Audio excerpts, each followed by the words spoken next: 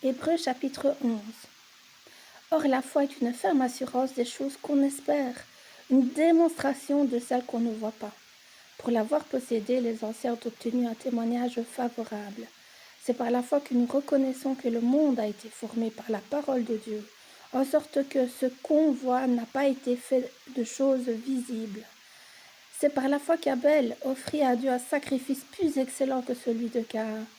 C'est par elle qu'il fut déclaré juste, Dieu approuvant ses offrandes, et c'est par elle qu'il parle encore, quoique mort.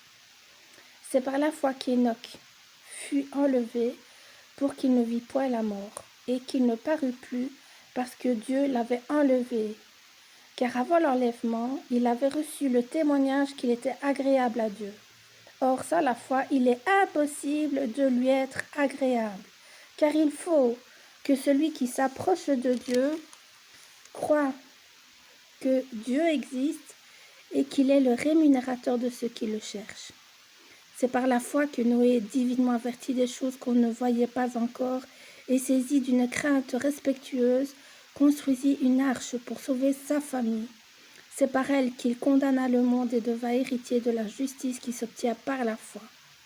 C'est par la foi qu'Abraham, lors de sa vocation obéie, est parti pour un lieu qu'il devait recevoir en héritage et qu'il partit sans savoir où il allait.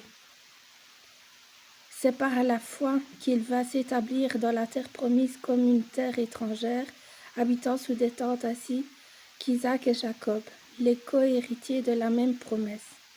Car il attendait la cité qui a de solides fondements, celle dont Dieu est l'architecte et le constructeur. C'est par la foi que Sarah elle-même, malgré son âge avancé, fut rendue capable d'avoir une postérité et elle enfanta, parce qu'elle crut à la fidélité de celui qui avait fait la promesse.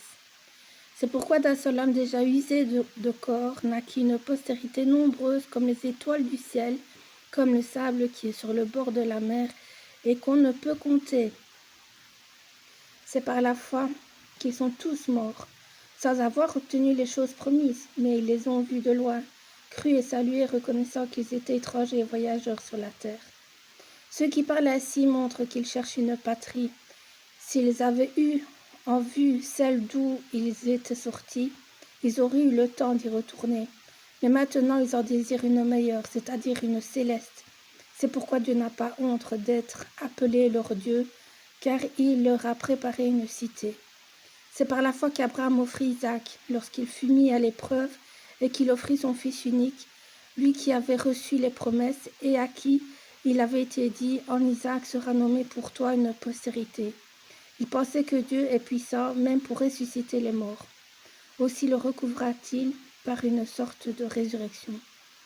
C'est par la foi qu'Isaac bénit Jacob et Ésaü en vue de choses à venir. C'est par la foi que Jacob mourant bénit chacun des fils de Joseph et qu'il adora appuyant sur l'extrémité de son bâton. C'est par la foi que Joseph mourant fit mention de la sortie des fils d'Israël et qu'il donna des ordres au sujet de ses os. C'est par la foi que Moïse, à sa naissance, fut caché pendant 3 mois par ses parents parce qu'ils virent que l'enfant était beau et qu'ils ne craignirent pas l'ordre du roi. C'est par la foi que Moïse, devenu grand, refusa d'être appelé fils de la fille de Pharaon, aimant mieux être maltraité avec le peuple de Dieu que d'avoir pour un temps la jouissance du péché, regardant l'opprobre de Christ comme une richesse plus grande que les trésors de l'Égypte, car il avait les yeux fixés sur la rémunération. C'est par la foi qu'il quitta l'Égypte, sans être effrayé de la colère du roi, car il se montra ferme, comme voyant celui qui est invisible. C'est par la foi qu'il fit la Pâque et l'aspersion du sang, afin que l'exterminateur ne touchât pas au premier-né des Israélites. C'est par la foi qu'ils traversèrent la mer Rouge comme un lieu sec, tandis que les Égyptiens qui en firent la tentative furent engloutis. C'est par la foi que les murailles de Jéricho tombèrent, après qu'on en eut fait le tour pendant 7 jours. C'est par la foi que Rahab, la prostituée, ne périt pas avec les rebelles, parce qu'elle avait reçu les espions avec bienveillance.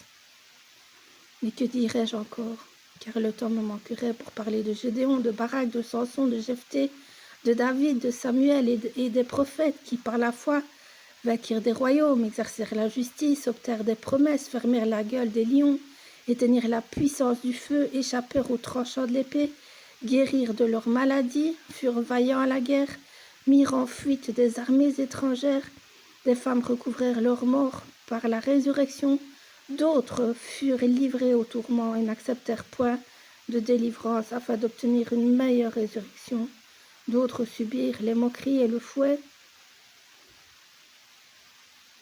les chaînes et la prison, ils furent lapidés, sciés, torturés, ils moururent tués par l'épée, ils allèrent çà et là vêtus de peau de brebis, de peau de chèvre, dénus de tout, persécutés, maltraités, eux dont le monde n'était pas digne, errant dans les déserts et les montagnes, dans les cavernes et les antres de la terre. Tous ceux-là, à la fois desquels il a été rendu témoignage, n'ont pas obtenu ce qui leur était promis, Dieu ayant en vue quelque chose de meilleur pour nous, afin qu'ils ne parvinssent pas sans nous à la perfection.